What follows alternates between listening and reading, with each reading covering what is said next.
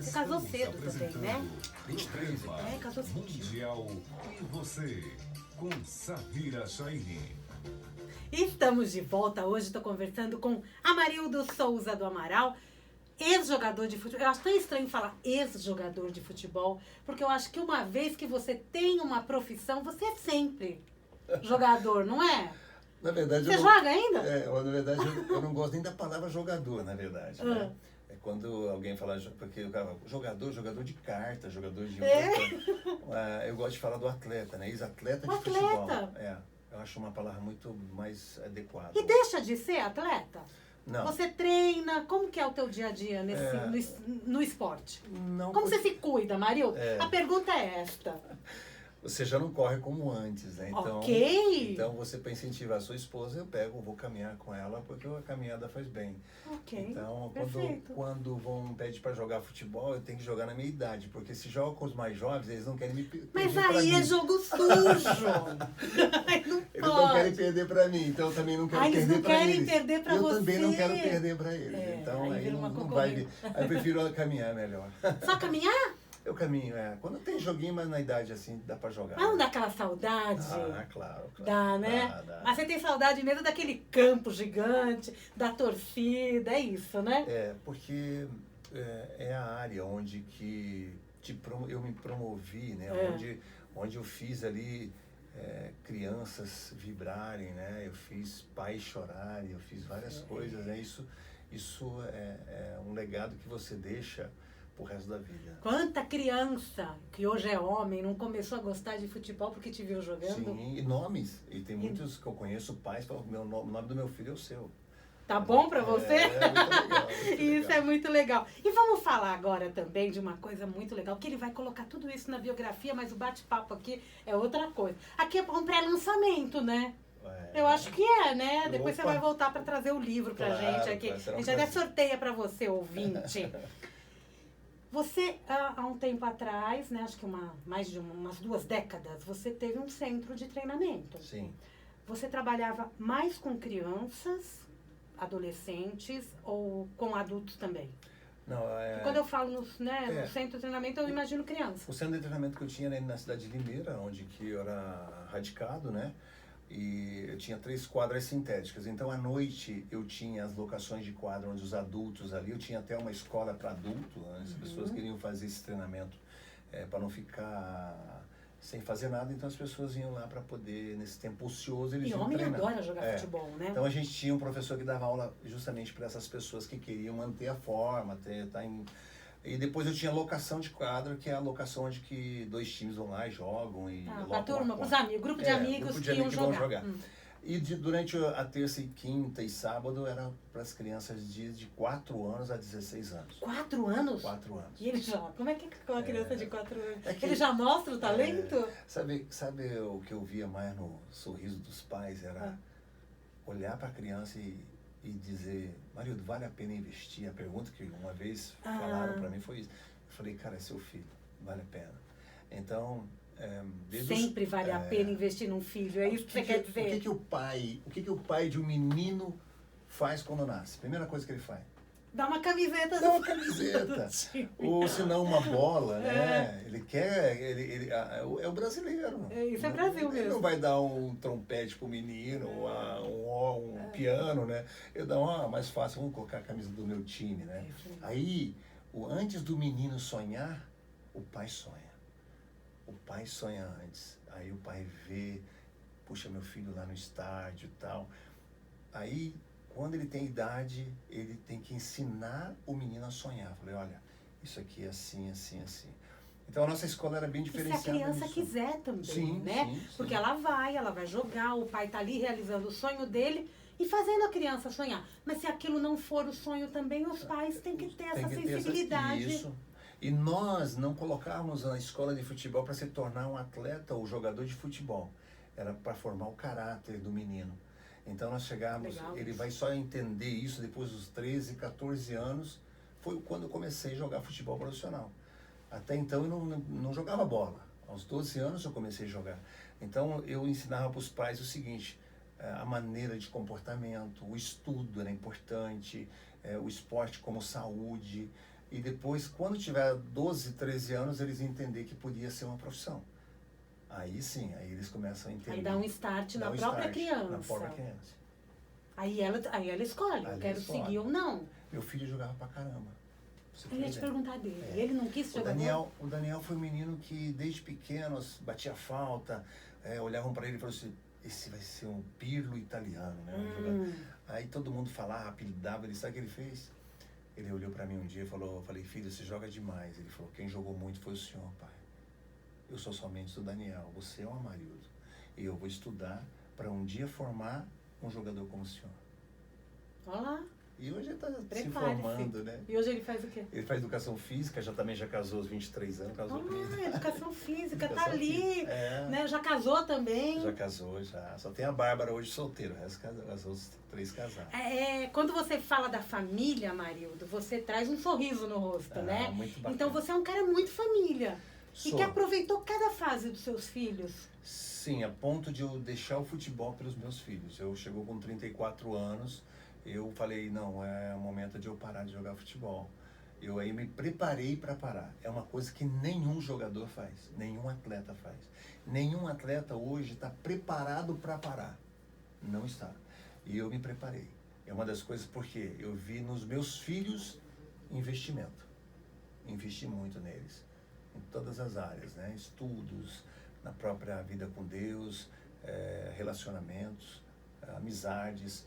E eu investi muito nisso, então vale a pena hoje investir na família. Sempre. Sempre.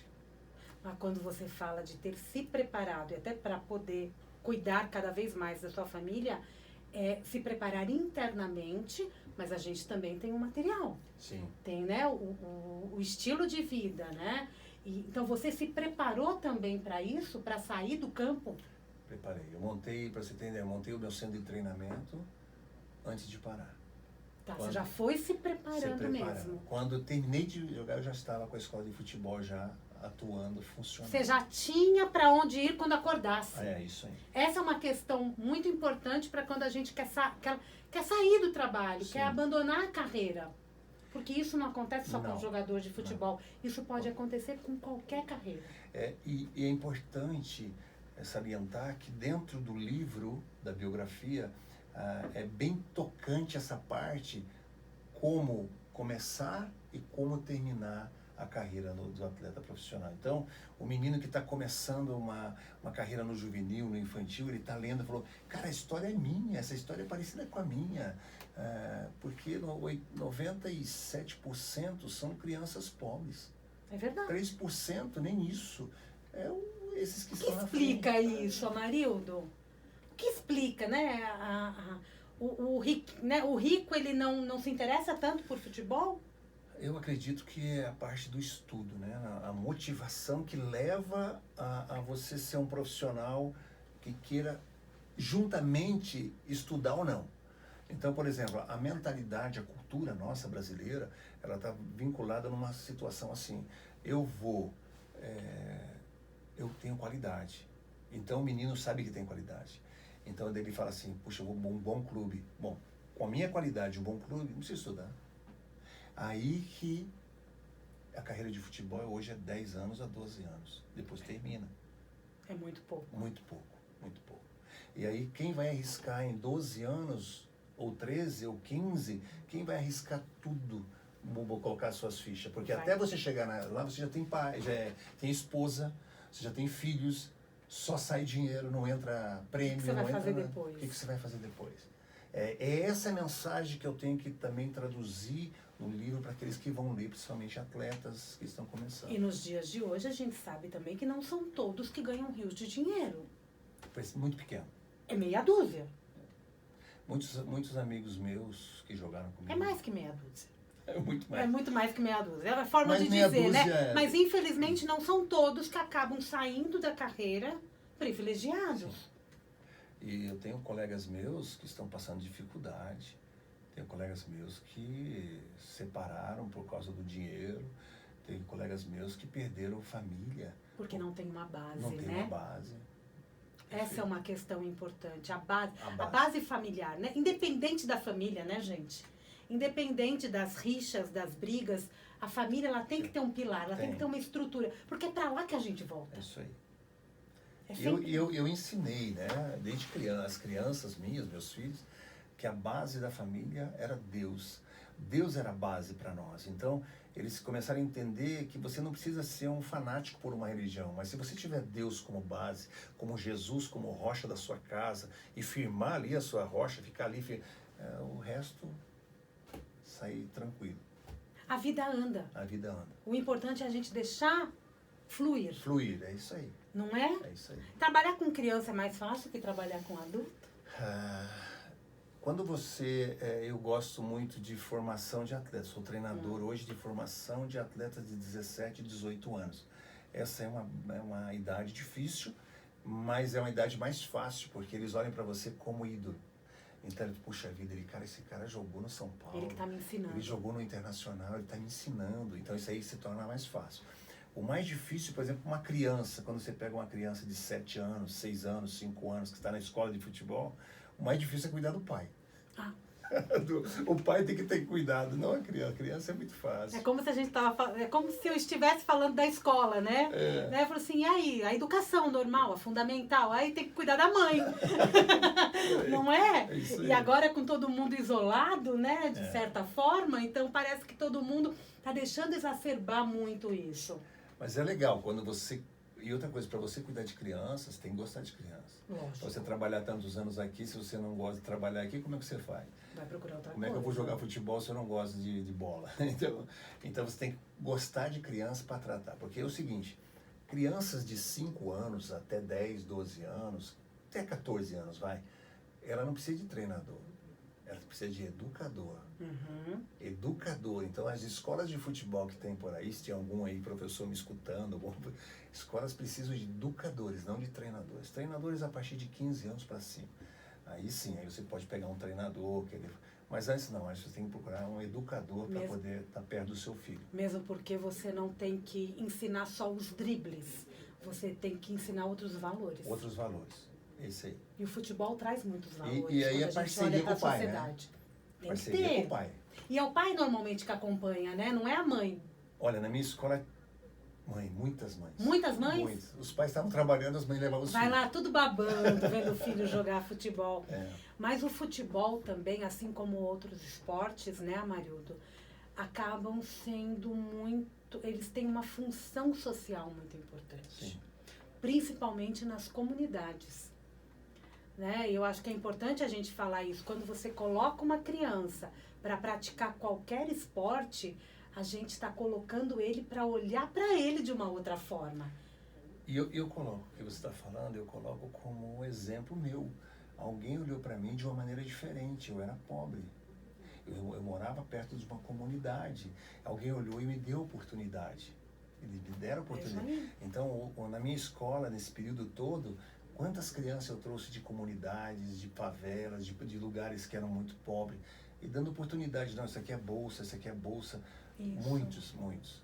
Isso é muito legal a gente falar, né? Porque a gente sabe que dentro das comunidades tem muitos grupos de esporte, de cultura, né? Sim. Vamos falar de outras coisas também. Esporte, cultura, de educação. Você está lançando um livro que você vai incentivar a leitura para a criançada. Sim. Porque eles vão ler, eles vão falar assim, deixa eu ler o Amarildo. E ele, além de ele estar começando a ler, talvez, ele ainda vai idealizar o sonho. E assim, a classe do atleta, a classe do jogador de futebol é uma classe que não lê. Então, eu tenho que estimular desde cedo as crianças ler, porque eles querem só... o atleta, ele vai na televisão, ele quer ver gols, ele vê o que ele fez de bom, ele vê outras coisas, mas ele não gosta de leitura. Leitura mesmo, nenhum atleta. É muito difícil. E a vida é mais do que isso, né? É muito mais do que isso. Quando você fala de esporte, você está falando também de muitas outras coisas. Isso. E a educação. É o que você falou, né? Principalmente. A educação, porque se você coloca um educador para ensinar a criança que é pequenininha, ele também vai para a escola, ele também vai ter uma educadora na escola. Sim. E isso vira ídolo para a criança. Verdade. Né? O treinador vai virar ídolo para aquela criança. E é muito é muito bacana quando você começa a entender a criança olhando para você e a criança fala assim, puxa vida, é meu sonho um dia se tornar igual ele, né? Depois você começa a entender a criança, fala assim, puxa vida, um dia eu quero que essa criança se torne como ele. É isso aí. Entendeu? Criar esse ambiente, né? Mas... E assim vai. Daqui a uns anos você pode ver teu neto fazendo isso. É verdade. Não é isso? Verdade. E isso é muito gratificante, né? Eu acho que são coisas da vida da gente que ninguém paga. Eu acho que o Brasil precisa, na educação, muitas coisas ainda ser mudadas, né? Uhum. Uma das coisas que eu acho que deveria investir muito mais no esporte de uma maneira mais social. Sim. Porque hoje, quando você começa a falar que vai investir no futebol, as pessoas querem ver cifrões, né? Não é assim. Dinheiro, e não é. Eu acho que tem garotos que não estão precisando se tornar um jogador de futebol. Tem garotos que estão precisando de um sorriso, que é um abraço, e um dia eles vão se tornar um grande empresário, um grande engenheiro, entendeu? É isso que nós temos que começar dentro do esporte fazer. Se cada um fizer dar uma parcela, eu acho que vai mudar muitas coisas. E uma coisa que é legal quando a gente está falando também da criança é olhar para ela e perguntar o que você gosta de fazer. É isso aí. Não é? De repente eu quero que jogue futebol, mas de repente aquela criança é boa em vôlei. Pergunta pra criança, né? Pelo pai... O pai vai ter... Ele até pode começar, tem muita criança que começou jogando futebol e mudou, né? Mudou. E tem muitas crianças que não gostavam de futebol e acabou se tornando jogador de futebol. Pois é, e às vezes até grandes jogadores, né? Mas de repente, será que tem tanto prazer? Também tem esse aspecto. Tem essas né? questões, essas tem reflexões que a gente tem que trazer, né? Da turma que você formou, ajudou a formar, alguém você acha que até superou você? Olha, A tua marca lá na Itália vai ficar, entendeu? Sabe, algumas histórias que eu já escutei, que eles me mandam no Facebook, é assim, professor Amarildo, eu agradeço os momentos que eu passei com você na sua escola, mas eu aprendi tanto que hoje eu sou médico. Aprendeu da vida. Da vida, que hoje eu não sou um jogador de futebol, sou médico. Desse jeito, histórias nessa linha. Hoje eu sou pastor, eu sou uma pessoa que sou pastoreando aqui na igreja tal, lá em Manaus. Tinha um de Manaus que estava morando comigo. Outros dizem, olha, eu sou hoje advogado. Olha, mas valeu o tempo que o senhor me ensinou. Me deu uma força ali naquele dia e tal. Então eu tenho muitas histórias, depoimentos de meninos que passaram. E tem os meninos como Elano, que passou na minha escola, que se tornou jogador de seleção brasileira. O Mike Suel jogou no Botafogo depois, que é lá de uma cidade perto onde eu morava. Então muitos garotos se tornaram. Mas acho que o objetivo maior foi alcançado, sabe? De tirar um menino do meio das drogas, de tirar um menino... Esse para mim foi o grande objetivo da escola. E respeitar um treinamento, né? Ter disciplina... Porque acaba entrando muita coisa quando você está praticando o esporte. Né? Vou contar uma história muito recente agora. Hoje, meu filho me mandou. Eu sou treinador de categoria de base e eu fui para a Alemanha em 2018. Montei um time e levei para jogar contra o Bayern de Munique. Há 8 anos eles não ganhavam e acabou a gente ganhando de 2-1. Jogamos contra um time da Áustria, ganhamos, e ali surgiu um menino de 16 anos. E esse menino, eu pude direcionar ele, conversar com ele, e aí ele acabou indo para o Botafogo do Rio de Janeiro. É o atacante, até ontem era o atacante do Botafogo do Rio de Janeiro, que é o Luiz Henrique. Ele acabou sendo vendido por 36 milhões de euros ontem. Uau. E foi meu jogador. Que legal! Isso para mim vale muito. Eu não vejo dinheiro, eu não ganhei nada com isso, mas eu ganhei uma coisa, de poder direcionar ele, de dar uma educação para ele nesse período que foi comigo. E hoje foi vendido para o Marseille da França. E se foi vendido é porque tem o seu talento, foram atrás dele. Isso aí. Não é? É isso aí. Quando a gente fala do esporte no Brasil, o que você vê hoje? Mudou tanto, né? Mudou muito. Eu acho que uma das coisas que mais influenciou para poder ter foi a grana, né? Muito dinheiro, patrocinador. Antes você fazia o esporte, principalmente futebol, com o coração, né? Então hoje não, hoje o dinheiro, os marketings, a televisão, a publicidade cresceu tanto que o esporte hoje ele se tornou um negócio. Ele é um comércio e não mais educativo. Uma prática. Uma prática, né? Então ele está muito, muito mudado. Mas eu acredito que o Brasil está andando bem. podia ser muito melhor, mas ele melhorou muito. Poderíamos ter, né, atletas sempre no topo, né, de várias categorias. Quando os interesses de fora, de querer ganhar mais ou menos, se tornar mais individual, humano, eu acredito que nós vamos ganhar muito mais medalha nos Jogos Olimpíadas. Na própria Copa do Mundo, que quando entra em campo a gente já começa a perceber que vai para frente, não vai para frente, e a gente fica trazendo aquele futebol de antes. Isso. Os mais antigos vão sempre relembrar o futebol de antes.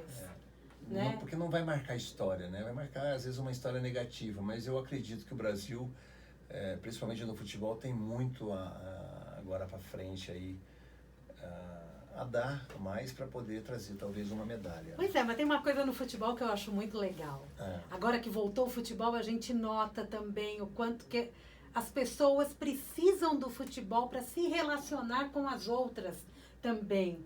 Porque independente do meu time, independente do seu time, principalmente os homens, entre eles, usam muito o futebol para as brincadeiras pessoais. E isso é muito positivo. Quando parte para essas brincadeiras, eu acho que é muito, muito positivo. O duro é quando leva numa rivalidade, né? Aí vai ter... Aí a gente mas eu acho que 90% ou 95%... Dos amigos, né? Ai, teu time perdeu, teu time ganhou. Né? Essa coisa acaba sendo saudável. E isso é muito importante. Eu, por exemplo, eu marquei história total, minha vida toda foi no Internacional, né? Onde eu pude ali... ser artilheiro do Campeonato Gaúcho, onde eu tenho amigos de tudo quanto é jeito. Aí eu tenho amigos gremistas. Quando fala de internacional, eu vou lembrar do Amarildo do Internacional, né? Então, essa relação do gremista e do colorado, às vezes tem esposa colorada, o marido gremista, às vezes vice-versa. Mas eu acho muito bacana porque o gremista, quando o Internacional perde, ele manda uma mensagem para mim. E aí? É Grêmio, até a pé nós iremos, né? Então, isso é muito legal, né? Muito legal. Eu acho que é saudável. Muito legal. Tenho muitos amigos. Não tem, se a gente procurar no YouTube alguns jogos seus, a gente acha? Você já procurou? Já? Então eu já fiquei curiosa. O meu filho, o Daniel... Tem um canal? Tem que fazer um canal. O meu filho, Daniel, ele se preocupou muito, né? Por exemplo, eu tenho uma coleção de camisas que... pessoas ofereceram muita grana para mim. Ele virou para mim e falou: pai, era a sua coleção, agora é minha. Então quem vai ter que... Agora é ele que toma conta. Toma conta. Não. E ele procura os gols, ele procura notícias, jornais, ele que faz tudo assim, começa a mandar para mim. Ele é teu fã número 1. Meu fã número 1. Meu filho é uma benção. Daniel, manda pra gente todos esses links aí que a gente vai... Porque lá, se eu for, eu preciso procurar isso também, né? Muito legal. A gente quer relembrar isso. Tem bastante informação, assim, são informações minhas, né? Que quando eu pedi agora para alguns dar um depoimento no livro, né? O Zico estava no Japão. O Zico falou: conta comigo. O Tafarel estava na Itália. Ele falou: marido, o que você quer que eu faça? O Baltazar estava lá em São Carlos. Ele: marido, conta comigo aqui, vê aí o que você quer. E o próprio Zete, o próprio Rogério Ceni, né? Que fizeram parte da minha história quando eu estava parando, eles começando, uns estavam... Então, esses depoimentos, eles não precisou pedir 2 vezes. Ele falou: cara, preciso terminar meu livro, agora falta só vocês. Ele falou: não, se falta, então já está na mão. Essa é uma amizade que fica, né? Que fica. E vai ficar agora lá registrado no livro. Vai ser bacana. Você acredita que o livro fique pronto até dezembro? A ideia é lançar a final de dezembro ou começo já do próximo ano. Então, a gente está nessa já vendo os últimos detalhes da gráfica, como que a gente vai fazer, mas ele já está bem adiantado para Você tem título? Ainda não, mas a ideia é deixar assim, uma vez, para você escrever alguma coisa, para a gente estar aqui conversando com você, eu sempre olho e digo: Deus, eu quero que sejam coisas assim fáceis de poder a gente fazer, mas o Senhor tem que estar no meio, porque se o Senhor não estiver no meio, a gente vai fazer algo que vai passar. Aí, certa vez eu li uma história de um rei, e esse rei, ele fez tudo errado. Aí Deus falou para um profeta assim: vai lá e fala que ele vai morrer. Deu uma sentença para o rei. Ele fez tanta coisa errada na vida que daí teve uma sentença de morte. Ele disse assim, você vai ter um tumor no estômago, seus filhos vão ser levados escravos e você vai morrer. Essa sentença. Aí ele pegou, quando termina o versículo, diz assim, ele se foi sem deixar saudade de si. Quando termina com essa frase, foi aí que comecei a escrever o livro. Saudades passam, lembranças são esquecidas, mas o legado não. E eu precisava deixar alguma coisa para gerações. Um dia eu vou embora daqui, mas eu preciso deixar. E vai tocar o coração de todos. Tomara. Com certeza. Terminou o programa. Com essa bela mensagem. Nem preciso pedir para ele contar uma mensagem, que ele já contou. Né? Muito lindo. Obrigada, viu, Amarildo? Samira, muito, muito prazer aqui estar contigo. Foi muito bacana. Quando precisar, estamos sempre à disposição. Com certeza. Volte que a casa é sua. Tá joia, obrigada, viu? Muito bom esse bate-papo com Amarildo Souza do Amaral. Vai lá no Facebook, é esse nome, Amarildo Souza do Amaral. E no Instagram, Amarildo Oficial? 9. Amarildo Oficial 9, camisa 9. Gente, Mundial, e você vai ficando por aqui. Eu volto, segunda-feira tem Jornal da Boa Notícia, até lá às 10 da manhã. Terça-feira, 14 horas, tem programa, sexta-feira também, e todo sábado às 7, como você já sabe. Um grande beijo, um ótimo final de semana e até a próxima. Agora eu posso fazer assim, né? Foi muito legal. Muito bom te desligar lá. Apresentação de Samira Chaine. Opa!